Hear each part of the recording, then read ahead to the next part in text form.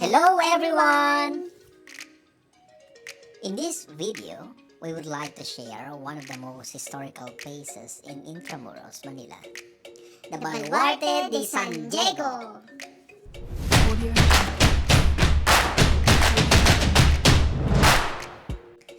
Designed and built by Jesuit priest Antonio Cedeño from 1586 to 1587, it is one of the oldest stone fortifications in Intramuros.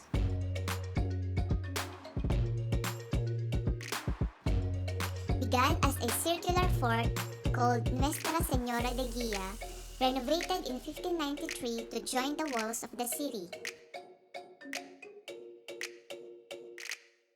Fort fell in despair, and in 1644, construction began for a new baluarte, which was completed between 1653 and 1663.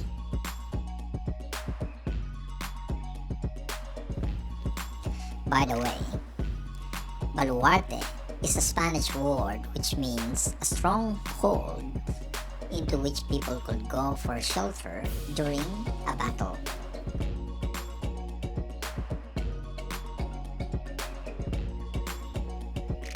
Resembling an ace of spades, it housed a foundry during the 18th century.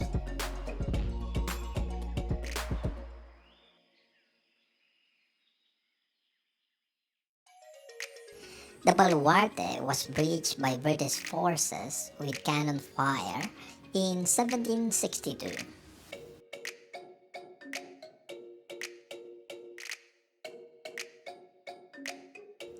Restored and strengthened after the British occupation, but was damaged again during the earthquake in 1863.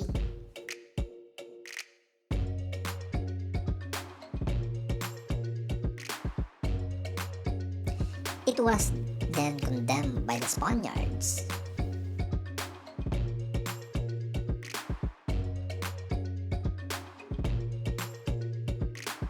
And it was totally destroyed during the Battle of Manila in 1945.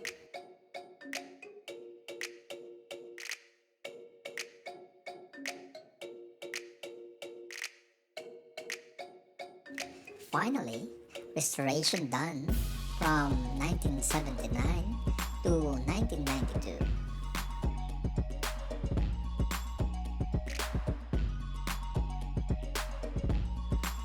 The Baluarte has an amazing landscape design that makes it not just a tourist attraction, but also a perfect venue for wedding receptions, birthday parties, or other gathering locations.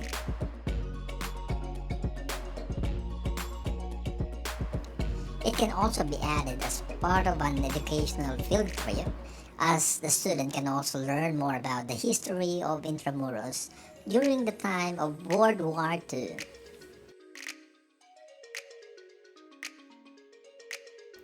Aside from the preserved World War II weaponry and restored old structures, this baluarte also housed a half-hidden tranquil garden where you can find various bonsai species, flowering plants, and trees. For only 75 pesos or around $2 for adult entrance fee, you can already access and explore the whole baluarte.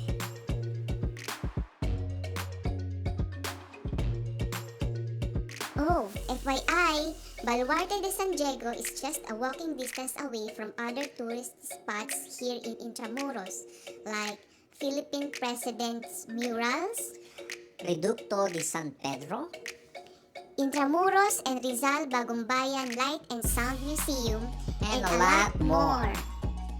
If you would like to see and know more about these places, please watch our Intramuros Manila tourist spots video. Thank you for watching! If you like this video, please hit the thumbs up icon below. And to get notified of our latest videos, just press the bell button as well. See you in our next video! Please share, like, and subscribe! Sige, kwento pa more. Sige pa, please. Kwento Kwento pa, pa. please.